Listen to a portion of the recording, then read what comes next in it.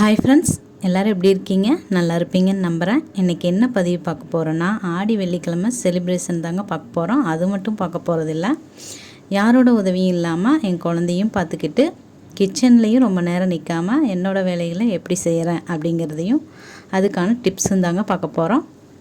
என்னோடய அனுபவத்தை உங்கள் கூட ஷேர் பண்ணிக்கலான்னு இருக்கேன். வாங்க வீடியோக்குள்ளே போகலாம். பாப்பா பிறக்கிறதுக்கு முன்னாடியெல்லாம் 3 நேரம் சமையல் செய்வேங்க. காலையில் டிஃபன், மதியம் சாப்பாடு, நைட்டு மறுபடியும் டிஃபன்.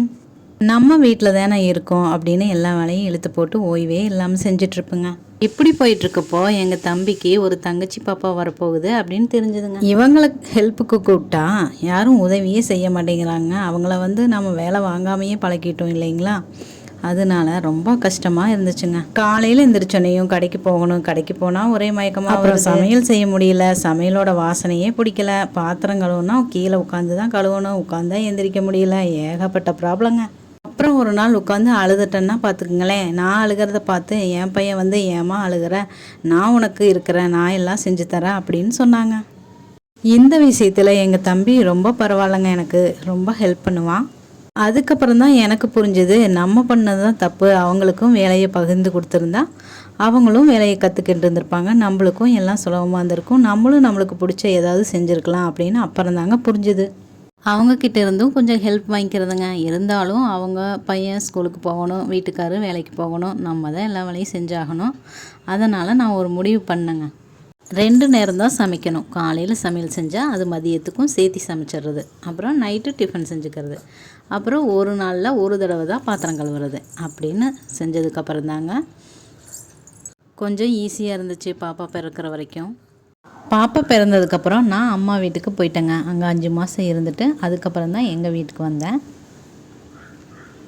ஒரு 6 மாதம் கஷ்டமாக தான் இருந்துச்சு. ஆனால் இப்போ கொஞ்சம் ஈஸியாக இருக்குது. எப்படி அப்படின்னா, 9 மணிக்கு தம்பி ஸ்கூலுக்கு கிளம்புனதுக்கப்புறம், வீட்டுக்காரும் வேலைக்கு போனதுக்கப்புறம், அதுக்கப்புறம் இந்த பாத்திரம் விளக்குறது இந்த மாதிரி எந்த வேலையும் செய்கிறது இல்லைங்க. காலையில் சமையல் செய்கிறோம், துணி துவைக்கிறது இருந்தால் துணியும் காலையிலேயே முடிச்சிடணும்.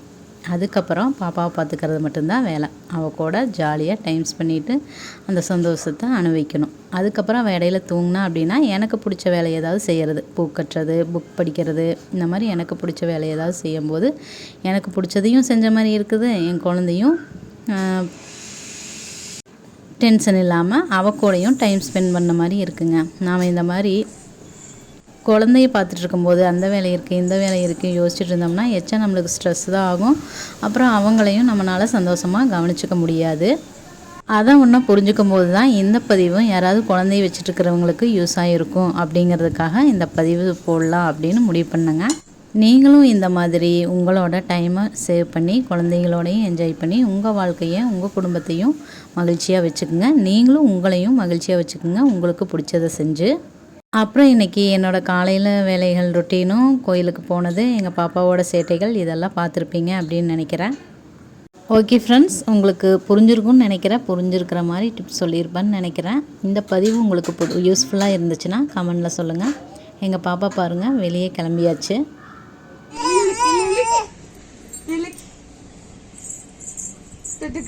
ஆடு இனி நடக்கிறது தான் ஒரே ஆட்டம் பாட்டம் கொண்டாட்டம் தாங்க. ஓகே ஃப்ரெண்ட்ஸ், இந்த பதிவு பிடிச்சிருந்தா ஒரு லைக் பண்ணுங்கள், கமெண்ட் பண்ணுங்கள், சப்ஸ்கிரைப் பண்ணுங்கள். தேங்க்யூ.